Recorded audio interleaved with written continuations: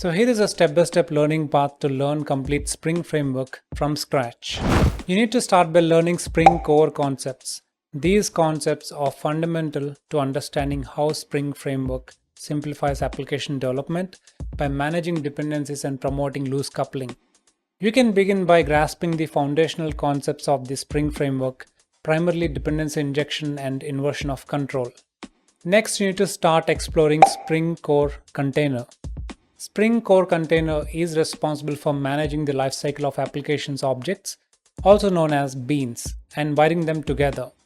When you run a Spring application, the Spring Core Container initializes, configures, and manages these beans, applying inversion of control and dependency injection principles to achieve loose coupling and easier maintenance of your application. There you want to learn about application context and various bean scopes and explore different ways of configuring beans using XML or annotations. Of course, there are a lot more concepts you need to learn, but I'm trying to keep it very simple, assuming you're just getting started with Spring. Next, you need to learn Spring MVC.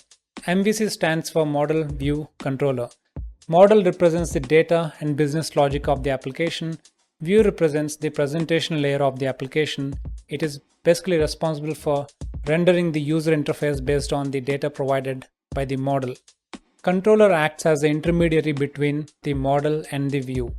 It handles user requests, processes input, interacts with the model to retrieve or update data, and selects the appropriate view for rendering the response. Overall, Spring MVC is used to develop web applications. Next, you need to explore Spring AOP or aspect-oriented programming. Developers often end up mixing core business logic with the cross-cutting concerns or code related to logging, security, and transaction management. This mixing of concerns can lead to code that is difficult to maintain and understand. Spring AOP addresses this issue by allowing developers to modularize cross-cutting concerns. With AOP, you can define aspects that encapsulate common functionality such as logging or security checks and apply them on multiple parts of your applications without modifying the core business logic. This separation of concerns enables developers to focus on the core business logic without getting bogged down by unrelated concerns, leading to cleaner, more maintainable code. Next, you can explore Spring Data. Spring Data is part of a larger Spring framework ecosystem that simplifies the implementation of data access layers in Java applications. It provides a consistent and unified approach to interact with different types of data stores, such as relational database, NoSQL database, and other such database sources. Next, you need to explore Spring Security. Spring Security is a powerful authentication and access control framework provided by Spring Framework for securing Java applications. It is designed to address various security concerns such as authentication, authorization, session management, and protection against common security vulnerabilities. Next, you need to hit that like button. No, seriously, it will help. Next, you can explore Spring REST API. Spring REST API is a framework that helps developers create web services that communicate over HTTP using the REST architectural style. It's hard to explain exactly what a REST API is in just a couple of lines, so we'll cover it in another video. Next, you need to explore Spring WebFlux.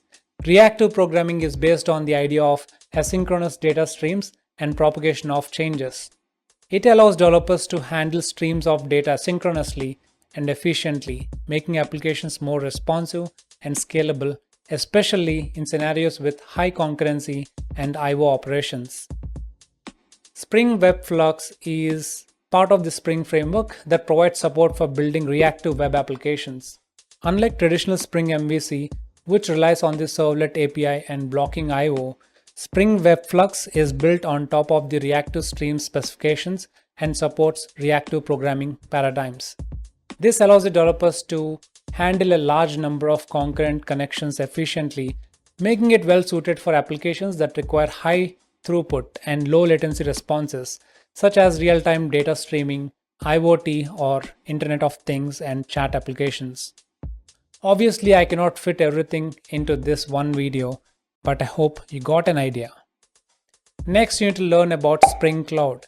Spring Cloud will simplify the development of distributed systems and microservices architecture. It provides a solution for common challenges encountered when building cloud-native applications. In essence, Spring Cloud helps developers to seamlessly integrate cloud-related features and services into their applications, enabling them to build scalable, resilient, and highly available systems more efficiently. Now, if this sounds too much to learn, too complicated, then don't worry. I've simplified everything for you, curated it all together, and created a masterpiece. You will learn everything we've talked about so far and much more. Details are in the description below. Don't forget to check it out. Thank you for watching. Hit that like button, and I wish you good luck with your learning.